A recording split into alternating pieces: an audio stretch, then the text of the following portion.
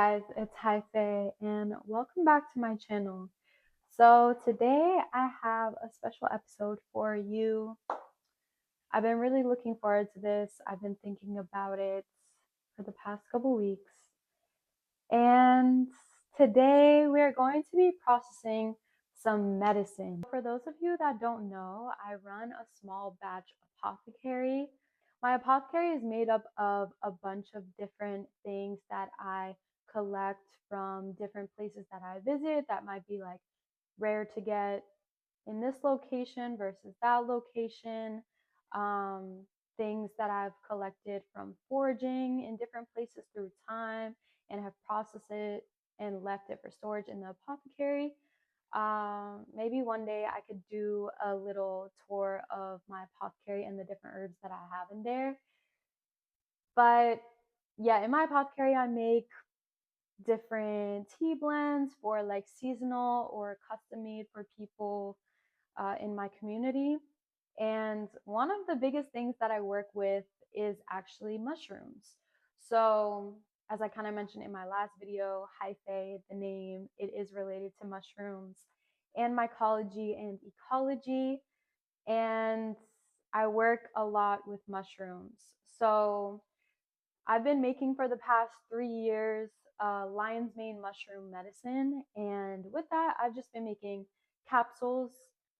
But today is a really exciting episode because here behind me, you can see I have some things that have been in the works. I have a tincture that's just about finished its first stage. And then I have an oxymel, which is just about ready to bottle up. And I kind of wanted to talk about in this video the difference between what those two methods are that I'm using and how I set myself up to process the medicine itself. So we're going to get into that in a little bit. First, I'm just going to give a rundown of how do I set the space and what do I prepare for when I'm going to make medicine in my little humble apothecary.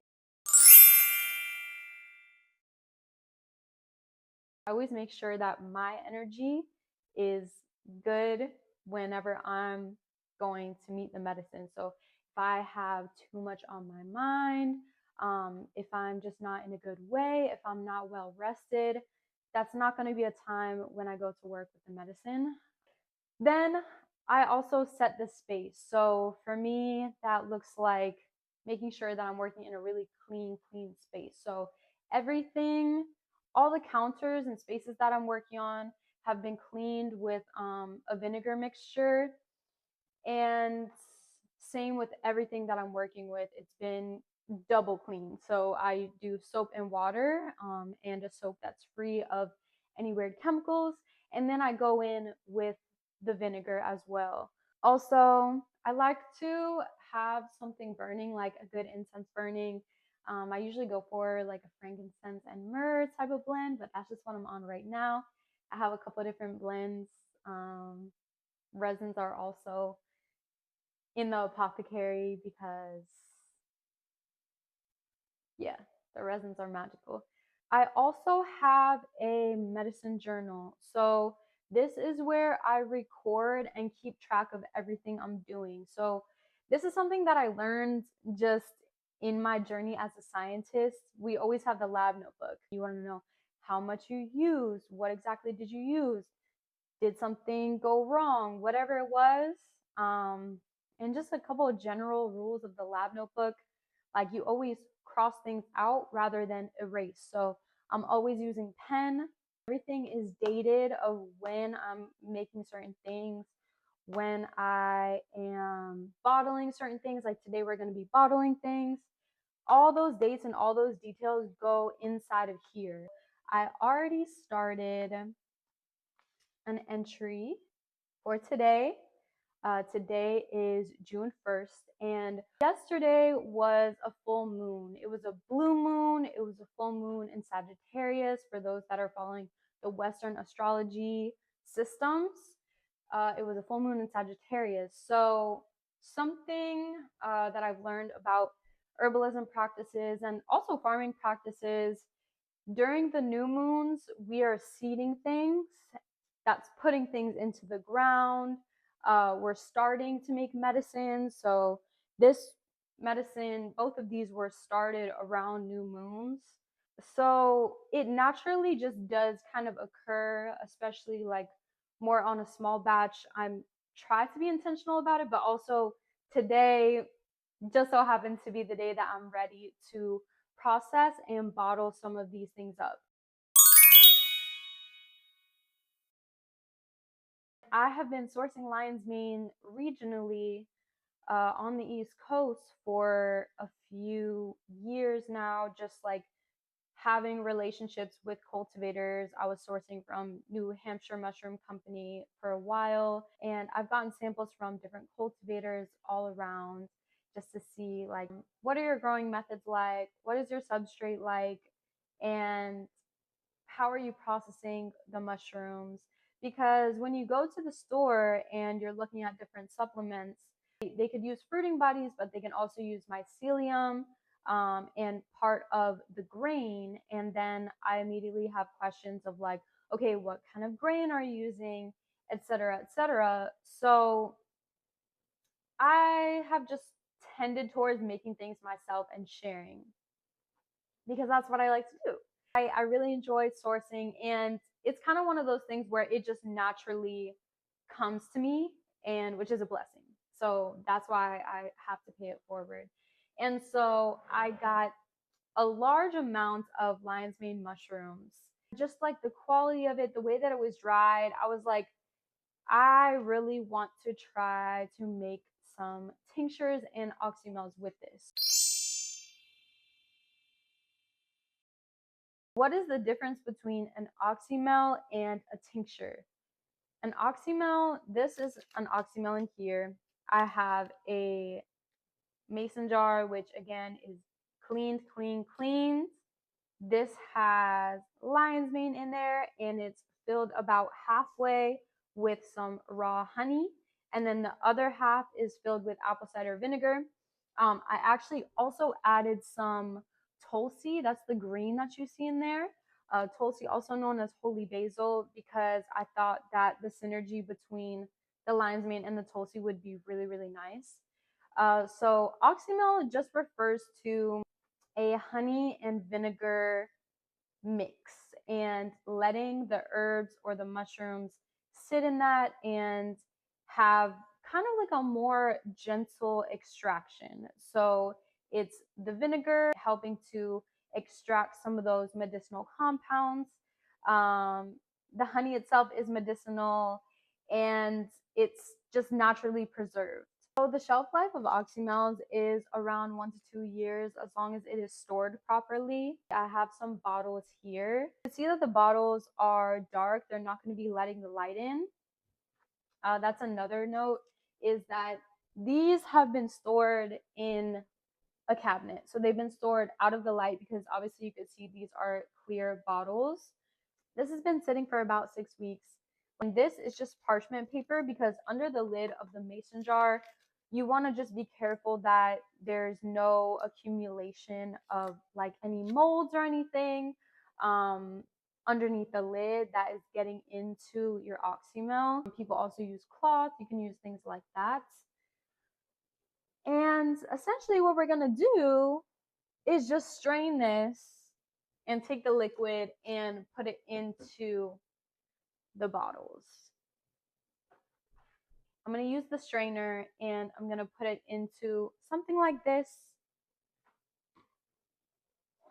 and use a funnel to get that into the bottles. Number 2, we have this guy, lion's mane, tequila, and apple cider vinegar. This, I'm aiming to do a dual extraction. So what is a dual extraction?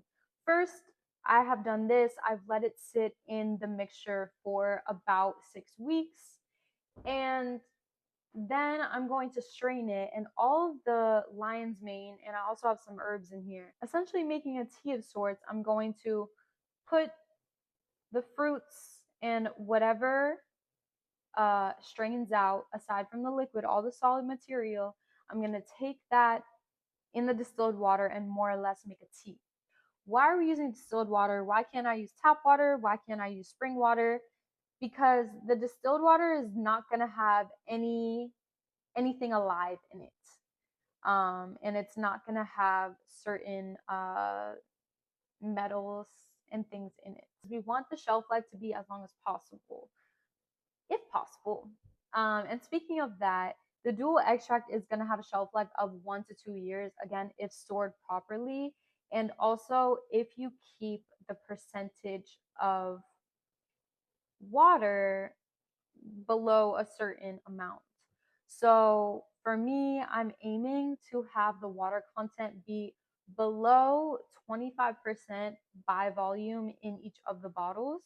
These are the kind of calculations that I do in my book. Why do a dual extraction? So we have the alcohol and we have the water, and actually those two solvents, we call them solvents, they are going to extract different things from the lion's mane. So with the water, we have our beta glucans, which they can benefit your immune health and your gut health. Alcohol, you have the arenacenes and the hericenones, and those are going to be potentially beneficial to nerve growth factor, which is that memory and inflammatory response. And if you want to learn more about that, like way more in detail about lion's mane and hericium, which is the whole genus of other mushrooms that are related to lion's mane, then check out actually a course that I built through my nonprofit, because it's a 3-part self-led virtual course. It's amazing. It's really interactive. There's interviews. There's a whole global history and global ecology, cultural uses, information about clinical studies, information about testing different lion's mane products, and even more. It's a really stacked class. We're really generous with it. I'll link it down in the description. But you can learn a lot more about these compounds and how all of this stuff works in that course. Let's go through what I have here behind me one more time. We have our distilled water. We have our alcohol extract that's been going for 6 weeks. We have our oxymel, which is ready to be bottled up today. I have a scale, which I always have with me, and it helps me to do some of these calculations that I know that I need to do with the water and alcohol. I have a clean and sanitized Pyrex container. I have my gloves. I have a funnel and a strainer, paper towels. Then I have my tincture bottles. So my tincture bottles were already cleaned. I gave them a round of soapy water, soak that, and then clean them with vinegar. And that is it for our materials.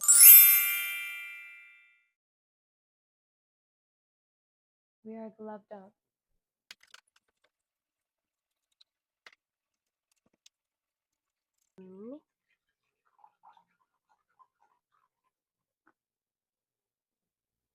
We're going to pour up the medicine.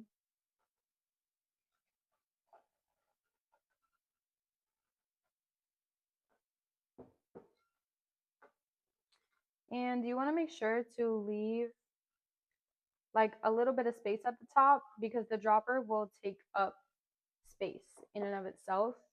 But yeah, here is number 1 of the oxymel.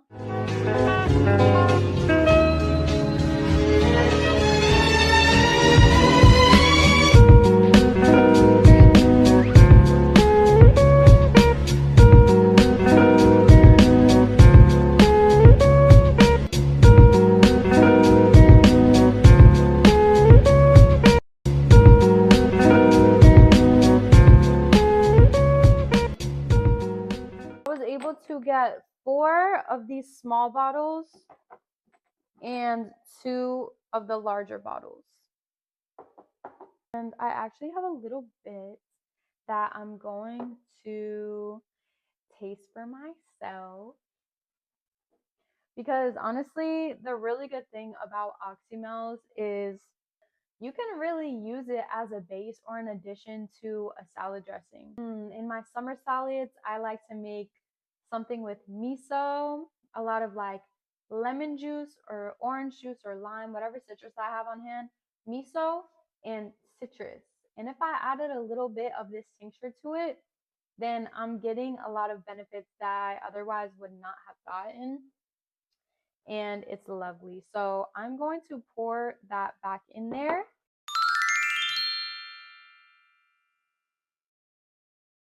Perfect. I have my strainer and I have my bowl here. I'm just gonna tare it, which means I'm zeroing the scale. And we're gonna open up this mama. Super excited. There's no mold on the cap, so that's good. And I'm going to strain that into this bowl. And the reason, again, why I have it on the scale, I want to know the amount of fluid ounces that I get from straining it.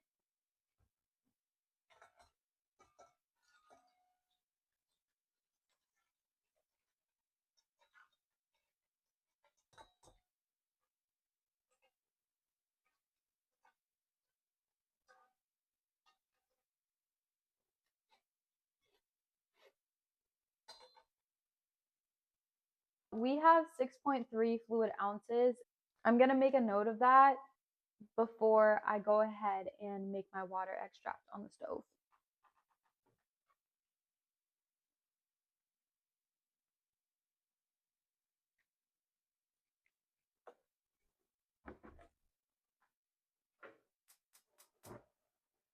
I'm thinking I'm going to let it go for 15 to 20 minutes.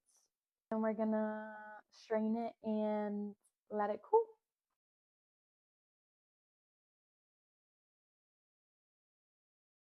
On the left, we have our distilled water extract, and it really came out thick. Like, you can tell that the water extract has a slightly different consistency than the alcohol extract. And I believe that the water is more effective at extracting some of those polysaccharides. So it makes sense that it would be a little bit different consistency. And on the right, we have our alcohol with a tiny bit of ACV. I'm going to do about 80 to 90% of the alcohol extract, and then the rest I'm going to do the water extract.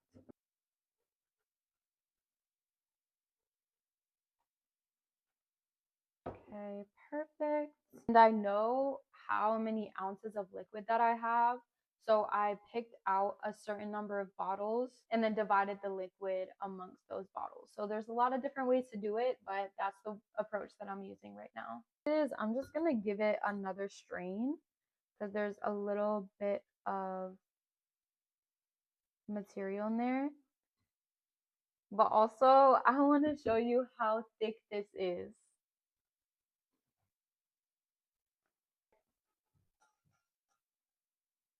Now I'm just going to top the rest of these bottles off with the water extract.